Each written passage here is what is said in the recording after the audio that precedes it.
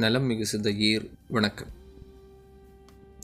நல்லவர் உள்ளம் போல நலம் பெற பிறந்த செல்வன் என்றும், மாணிக்க தொட்டிலுக்கு வாய்க்காத பெயரெல்லாம் மாட்டுத் தொழுவத்துக்கு வாய்த்தபடி வந்து பிறந்தவர் என்றும் கவியரசு கண்ணதாசன் இயேசுகாவியத்திலே போற்றுகின்ற இயேசுவினுடைய பிறந்த நாள் இன்று. இந்த நன்னாளில் அந்த சிறப்பான நிகழ்வுகளை எல்லாம் கொண்டாடி கொண்டிருக்கின்ற அனைத்து அன்பர்களுக்கும் எங்கள் நெஞ்சம் நிறைந்த நல்வாழ்த்துக்களை தெரிவிக்கின்றோம். இயேசுகாவியம் ஒரு அருமையான இனிமையான இலக்கியம்.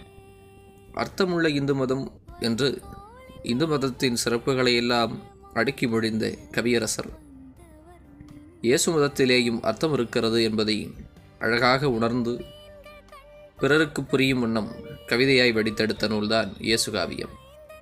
அதிலே பல வகை பாக்கள், ஒவ்வொன்றும் ஒவ்வொரு வகையாக ஒரு செய்தியை, விவிலிய கதையை சொல்லுகின்ற அதே நேரத்தில் அதை தமிழ் பண்பாட்டோடு நம்முடைய மரபுகளோடும் பொருத்தி சொல்லுகிற பாங்கு, ஒவ்வொரு சொல்லுக்கும் எதுகை மோனை முதலான இன்பச் சுவைகள்.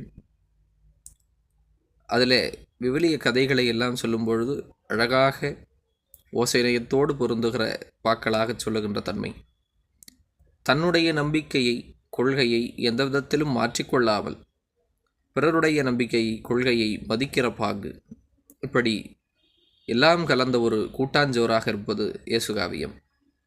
மிக அருமையாக, மிக இனிமையாக, அதே வேளையில் எளிமையாக படிப்பவர் உள்ளத்தை தொட்டுவிடக்கூடிய பாங்கு அந்த கவிதைகளிலே இருக்கின்றது. கெட்டகுமாரன் கதை, மலை சொற்பொழிவு போன்றவற்றையெல்லாம் விவிலியம் படித்தோ அல்லது விவிலிய சிந்தனைகளை சொல்பவர்கள் கேட்டோ தெரிந்து கொள்ளக்கூடிய சூழல் இல்லாதவர்களுக்கும் கவியரசர் கவிதை என்கின்ற வகையிலே இனிமையாக செய்திகளை புகுத்தக்கூடியதும், அதே வேளையில் பிறரிடத்திலேயும் மாற்றான் தோட்டத்து மளிகைக்கும் மனமுண்டு என்பது போல பிற சமயங்களிலேயும் பல நல்ல கருத்துக்கள் சொல்லப்பட்டிருக்கின்றன என்ற சிந்தனைகளை வழங்குவதாகவும் இயேசுகாவியம் அமைந்திருக்கின்றது. அதையும் படித்து சுவைத்து பார்ப்போம்.